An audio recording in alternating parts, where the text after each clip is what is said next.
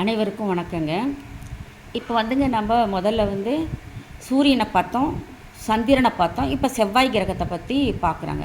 அது என்னென்ன குணாதிசயங்கள் இருக்கும், அதோட தொழில் காரகமெல்லாம் என்ன, இதையும் அந்த வீட்டு பாவத்தையும் இணைச்சா தான் நம்ம அந்த கிரகத்தினுடைய பாவத்தை நம்ம இணைச்சி ஜோதிடம் சொல்ல முடியுங்க. அதனால் இதெல்லாம் ரொம்ப முக்கியமான பாயிண்ட்டுங்க. குறித்து வச்சுக்கோங்க. வீட்டில் இருக்கிறவங்களும் குறித்து வச்சுக்கோங்க.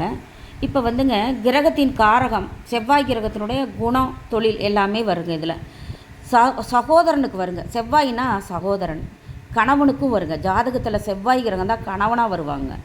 உடல் வலிமை வருங்க, மன வலிமை வரும். வீரன், வெட்டுக்காயம் கூட இருந்தால் கூடங்க செவ்வாய் கிரகத்தினால தான் வரும். தழும்பு இருந்தாலும் செவ்வாய் கிரகம். அறுவை சிகிச்சை ஒருத்தர் நடக்குதுனாலும் செவ்வாய் கிரகம் நீச்சம் அது மாதிரி இருந்ததுன்னா வந்துருங்க.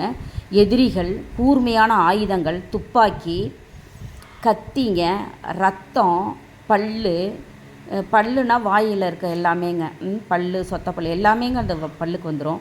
பூமி, நிலம், அடுப்பு, அப்புறம் மின் கருவிகள், மின்சார சம்மந்தப்பட்ட கருவிகள், கற்கள், பாறை, மலை, சுரங்கம், இது எல்லாமேங்க இந்த மாதிரி இருக்கிறதெல்லாம் அந்த தொழிலுக்கு வருங்க. இந்த மாதிரி இருக்கிறதெல்லாம் அந்த காரக குணத்துக்கும் அந்த காரகத்துக்கு உண்டான இது வருங்க.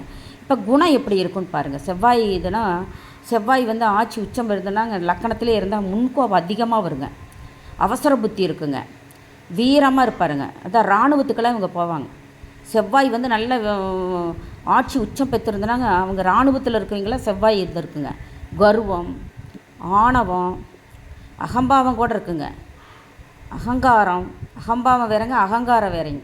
முரட்டு குணம், அற்பத்தனம், சுறுசுறுப்பாகவும் இருப்பாங்க. வேகமாக இருப்பாங்க. ஏதோ ஒரு செயலையும் வேகமாக செய்து முடிப்பாங்க. அவங்க படபடப்பாகவே இருப்பாங்க.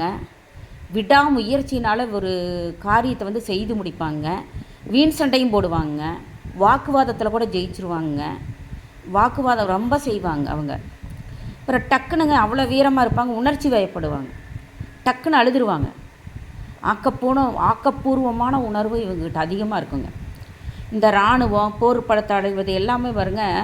செவ்வாய் ஆட்சி உச்சம் பெற்றிருந்த லக்கணத்துலேயே ஆட்சி உச்சம் பெற்றிருந்தா செவ்வாய் ஆட்சி உச்சமாக இருந்துன்னு வச்சுக்கோங்க. மேஷ வீட்டில் அவங்க கண்டிப்பாக இராணுவத்துக்கு போனால் தக்காத்தி கொள்ளிக்குவாங்க. ரொம்ப தலைமை இடத்துக்கெல்லாம் போயிடுவாங்க. அதனால் இங்கே செவ்வாய் கிரகம் முரட்டுத்தனமாக ரத்த சம்மந்தப்பட்ட ரத்தக்காரகன்னு பேருங்க இவருக்கு.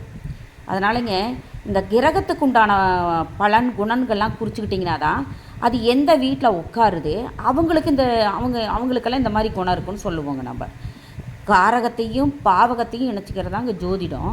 அதனால் இதெல்லாம் நீங்கள் குறித்து வச்சுக்கோங்க. முக்கியமாக இதை மென்ஷன் பண்ணி வச்சுக்கோங்க.